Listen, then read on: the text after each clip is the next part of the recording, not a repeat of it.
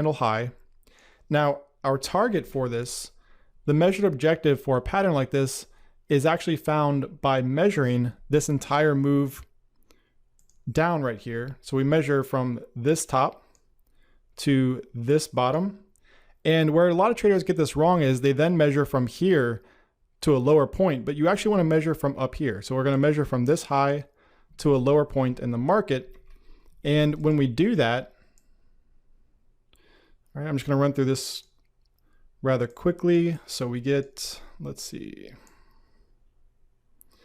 All right, so we come up with this level down here. Now, as you can see, the market didn't quite make it down here, but it came within about 30 pips of it. So that's a pretty good target, considering this was over 2,000 pips.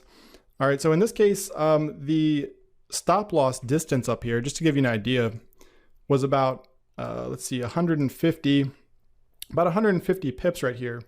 And the target was just over 2,000 pips. All right, from a risk to reward standpoint, that was quite the trade. So the key takeaways here is you want to stick to the daily and 4-hour charts, and you don't want to trade this consolidation. Instead, what we want to do is wait for this breakout to trade with the prevailing trend. Okay, so the next two lessons really bring us full circle for today's training. And the first one I want to talk about is a favorable risk to reward ratio. Now, the way that we define a risk to reward ratio is with an R multiple. And it sounds a bit confusing, but it's really simply just one number that we use to identify the profit to loss ratio or the risk to reward ratio for any given trade. So some examples are if we had a setup with a 100 pip stop loss and a 200 pip target, it would be a 2R setup. Similarly, if we had a setup with a 500 pip target and a 100 pip stop loss, it would be a 5R. And again, 300 pip target with a 50 pip stop loss, it's a 6R setup. So all we're doing here is taking the target and we're dividing the stop loss amount, right, the risk, into it. So, if we had a 600 pip target and a 100 pip stop loss, it would be a 6R setup as well. Where some traders get tripped up is with a 1R loss. Now, what does 1R represent? 1R always represents the amount that you risk. So it could be represented as pips or a dollar amount. So a 1R loss is $100 and you make $200, you have a 2R profit. If a 1R loss is $100 and you make $500, you have a 5R profit. And again, if a 1R loss is $50 and you make $300, you have a 6R profit. All right, so just remember that 1R is always the amount that you're risking. It can be pips or a dollar amount. So that begs the question, what is a favorable risk to reward ratio? And my requirement for every single setup I take is 3R. So if I'm risking 100 pips, the target has to be at least 300 pips away from the entry.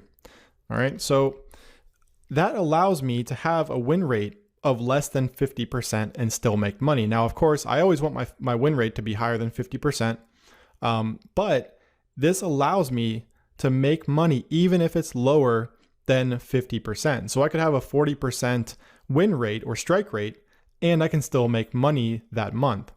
All right, so one thing that I do want to hit home here is that a trading edge is your entire trading style combined. So it's not just the strategies that you use, it's everything from the time frames to trend analysis, to the strategies, to the amount you're risking, to the risk to reward ratio. So your edge is a combination of all those factors.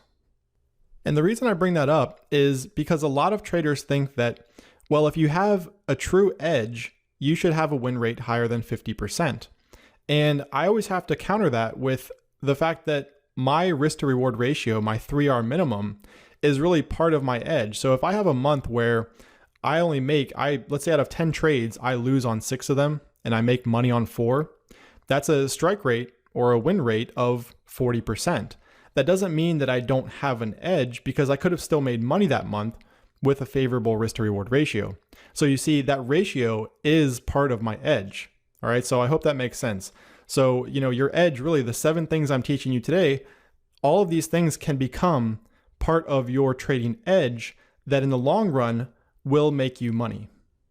Okay, so how do you find the profit target and the stop loss placement that make up these ratios? And the key here is that you always want to use the support and resistance levels that we learned earlier.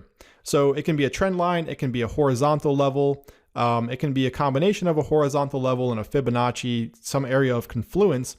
But the idea here is that you always want to use these key levels to make up your targets and also define where you enter and your stop loss placement. And last but not least, always, always, always determine your profit target and stop loss placement in advance. And the reason for this